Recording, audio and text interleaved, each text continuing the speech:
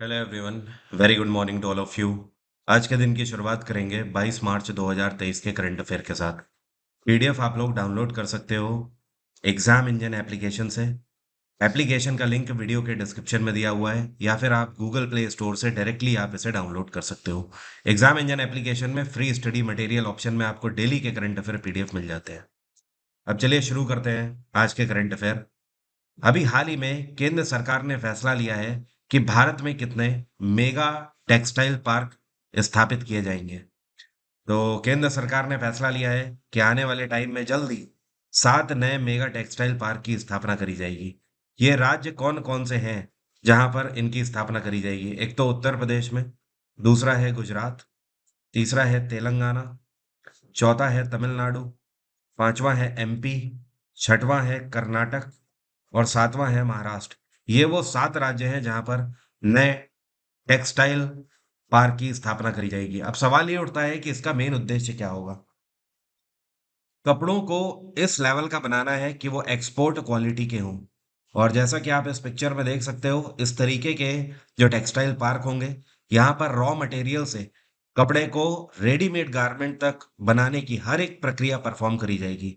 इससे लाखों लोगों को रोजगार के संसाधन भी पैदा होंगे। और पिछले साल का ये बहुत इंपॉर्टेंट क्वेश्चन है जीएसटी से रिलेटेड, कि भारत सरकार ने कपड़े पर कितना प्रतिशत जीएसटी बढ़ा दिया है। तो पिछले साल तक 5% जीएसटी लगता था कपड़े पर, लेकिन अब इसको बढ़ाकर 12% कर दिया है। अगला क्वेश्चन है, इंडिया पोस्ट ऑफिस ने अभी कौन सी कंपनी के साथ एक पैक्ट साइन किया है? और इनका मेन उद्देश्य है last mile e commerce delivery services को पूरे भारत भर में बूस्ट करना। अल्टीमेटली आप ये समझ लो, हिंदी में इसका मतलब है कि इंडिया पोस्ट ऑफिस जो है ये अपनी सर्विसेज को और बेहतर करना चाहता है। Courier delivery services, document delivery services, इन सभी को काफी तेज बनाना चाहता है। इसके लिए इन्होंने एक कंपनी का साथ लिया है और इस कंपनी का नाम है शिप रॉकेट। क्या नाम है? Ship rocket. इस कंपनी की स्थापना साल 2017 में करी गई थी। ये नई कंपनी है, लेकिन इन्होंने 5 सालों के अंदर ही काफी अच्छी ग्रैब कर ली है इंडियन मार्केट में। तो अब इनका साथ लेगी India post office. India post office काफी पुराना है। 1854 में डलहौजी के टाइम पीरियड पे इसकी स्थापना करी गई थी। इसका हेडक्वार्टर है नई दिल्ली, और इस टाइम पे इंडिया पोस्ट ऑफिस के डायरेक्टर जनरल हैं आलोक शर्मा। आलोक शर्मा। एक क्वेश्चन आपसे कभी भी पूछा जा सकता है कि इंडिया पोस्ट पेमेंट बैंक की स्थापना कौन से वर्ष में करी गई है? तो इंडियन पोस्ट ऑफिस ने ही इसकी स्थापना 2018 में करी थी। अपना ही बैंक आप ये समझ लो खोला था इन्होंने। और ये जो शिप रॉकेट है ये भी दिल्ली बेस्ड कंपनी है, और इसके सीईओ हैं साहिल गोयल। कौन है? साहिल गोयल। अगला क्वेश्चन है, ये कौन सा इंटरनेशनल एयरपोर्ट है जिसको अभी बेस्ट एयरपोर्ट इन इंडिया और साउथ एशिया में अवार्ड दिया गया है international air transport rating organisation Skytrax के द्वारा? स्काई ट्रैक्स हर साल ऐसे एयरपोर्ट्स की लिस्ट जारी करती है जो कि सबसे बिजी एयरपोर्ट है या सबसे बेहतर फैसिलिटी के आधार पर एयरपोर्ट है। तो इस बार इस इंडेक्स में पूरे साउथ एशिया में और भारत में सबसे बेस्ट एयरपोर्ट रहा है इंदिरा गांधी इंटरनेशनल एयरपोर्ट। ऐसा पहली बार नहीं बल्कि 5वीं बार हो रहा है जब दिल्ली का IGI airport best airport declare किया गया है सर्विसेज के तौर पर। ये स्काई ट्रैक्स की अपनी रेटिंग नहीं होती है। दरअसल लोगों के द्वारा दिए गए रिव्यूज को कंपाइल किया जाता है और उसके बाद ये रिपोर्ट बनाई जाती है।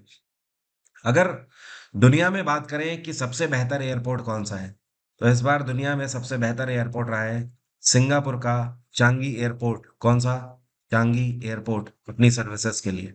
दूसरे नंबर पे कतर का दोहा हमाद एयरपोर्ट है। कौन सा? दोहा हमाद एयरपोर्ट।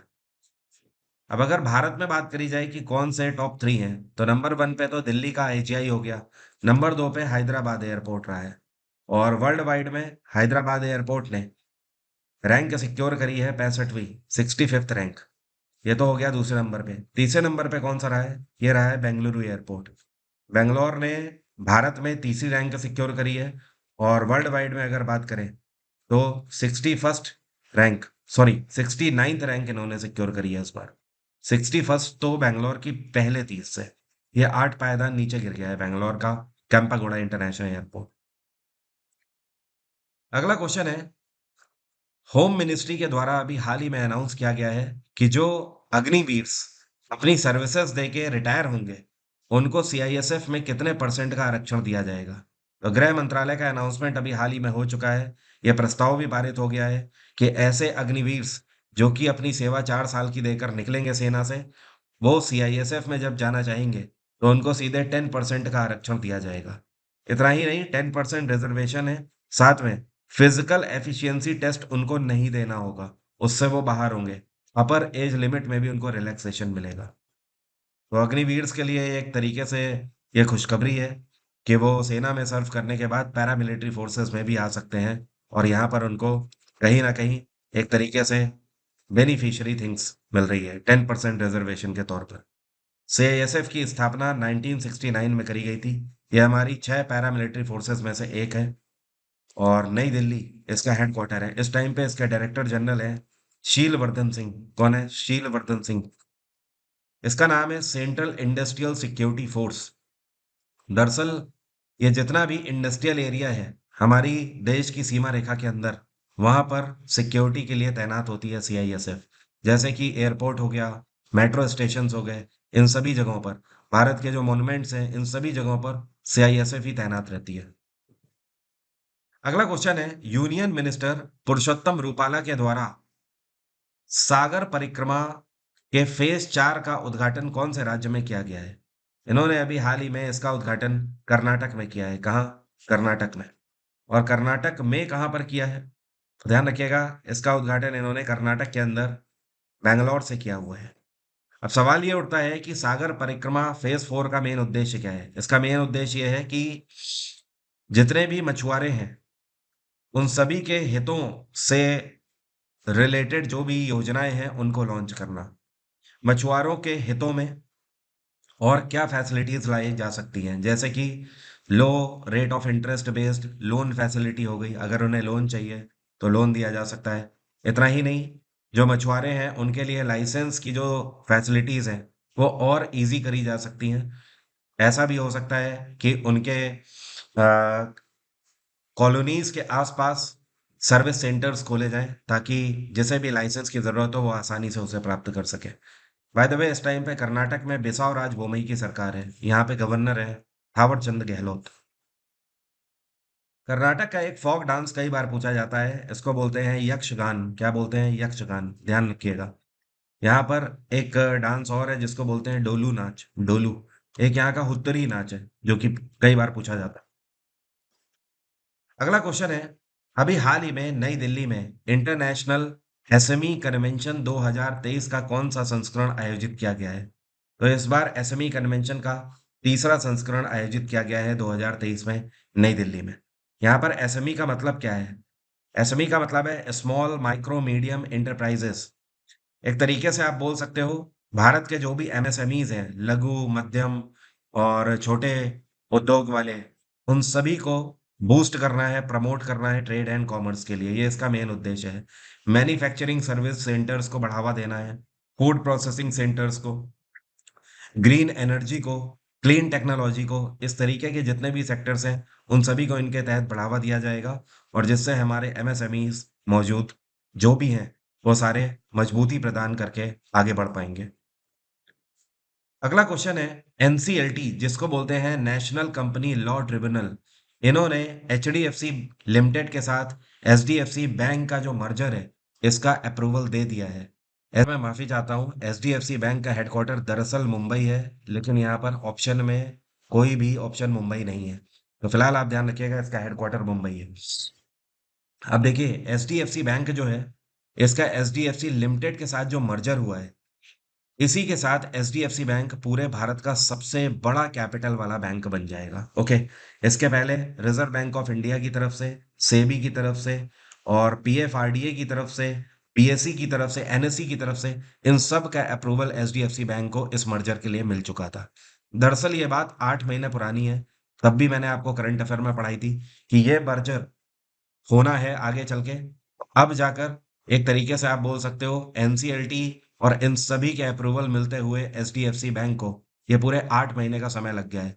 फिलहाल अब पूरी कार्रवाई शुरू हो जाएगी मर्जर की, लेकिन स्टिल अगर बात करी जाए ये पूरा मर्जर कब तक हो पाएगा, 2024 के सेकेंड क्वार्टर तक मोस्ट प्रोबेबली ये पूरा मर्जर हो पाएगा।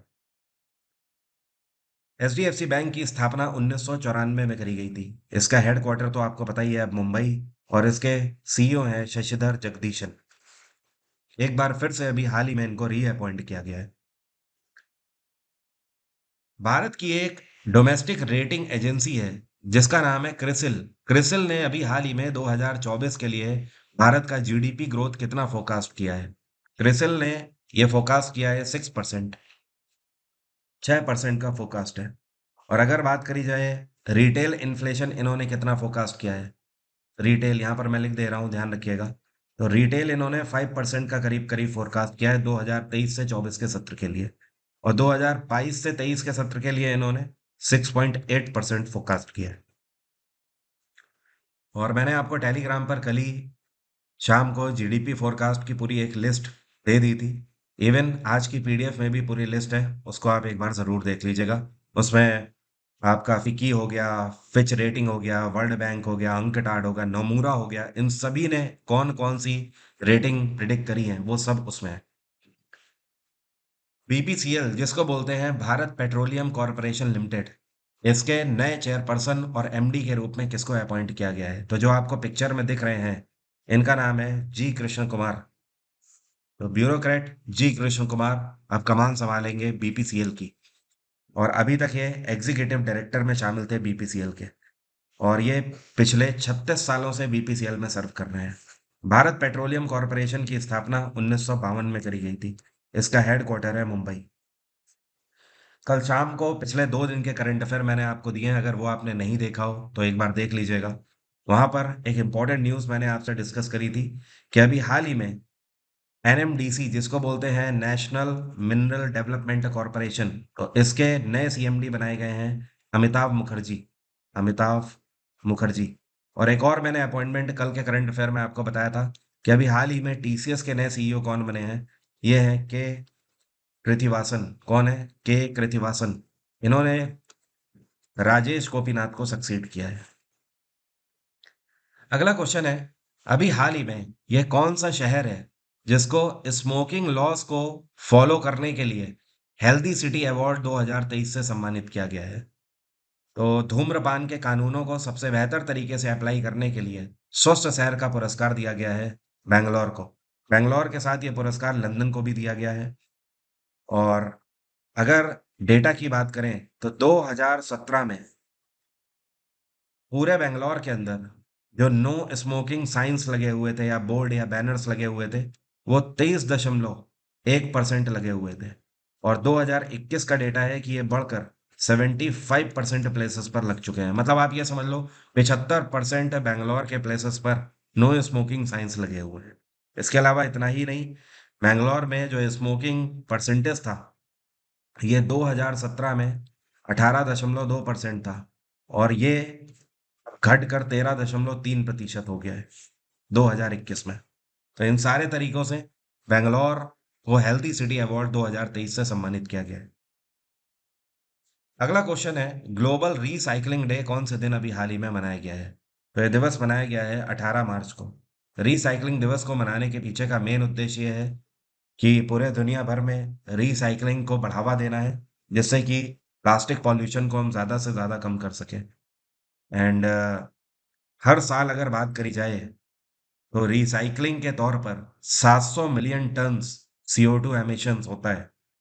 और जो कि प्रिडिक्टेड है 2030 तक के लिए कि इसको 1 बिलियन टन करना है। कितना? 1 बिलियन टन। अभी 700 मिलियन टन हो रहा है, इसको 1 बिलियन टन बढ़ाकर करना है। अगला क्वेश्चन है, ऑर्डिनेंस फैक्ट्री डे कौन से दिन मनाया गया।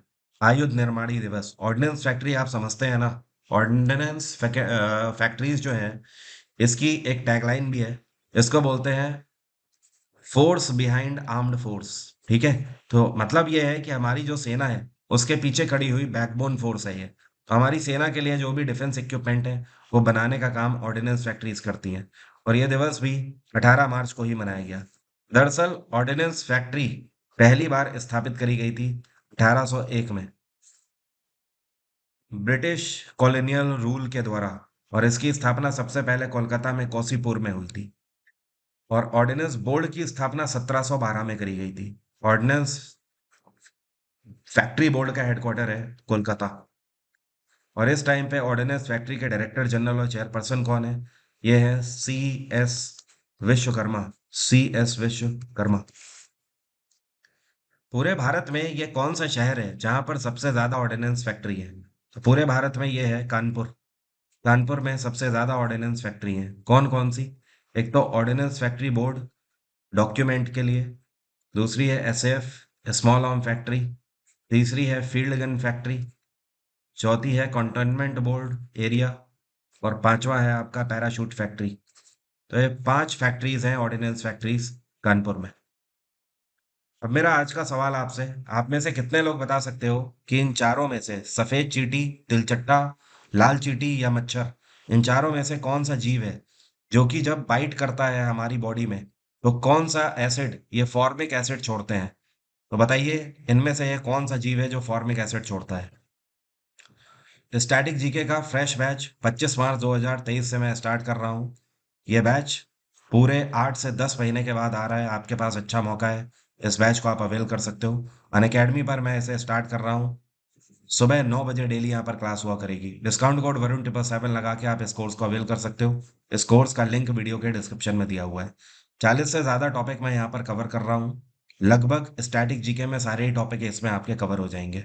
बाइलिंगुअल जीएस की आपको बुकलेट दूंगा स्टैटिक जीके की, जो कि हिंदी और अंग्रेजी दोनों में होगी। और इतना ही नहीं, 1000 से ज़्यादा मॉक टेस्ट पूरी सीरीज जो कि मेरे द्वारा डिज़ाइन करी गई है, वो भी यहाँ पर आपको मिल जाएगी। एग्जाम इंजन पर आप इन सभी कोर्सेज को अवेल कर सकते हो। MTS का फुल बैच आप अवेल कर सकते हो। सिर्फ GS जीके का भी कर सकते हो, या फिर आप रिकॉर्डेड कंप्लीट हिस्ट्री बैच लेना चाहते हैं तो वो भी ऑप्शन है आपके पास। या फिर न्यू बिल्कुल फ्रेश बैच जो कि 16 मार्च से स्टार्ट हुआ है, आप इसे भी अवेल कर सकते हो। आज की बात यहीं तक रहेगी। कल सुबह फिर से यहीं पर मुलाकात होगी। Thank you so much. Have a nice day. Take care. Bye bye. आपका दिन मंगलमय हो।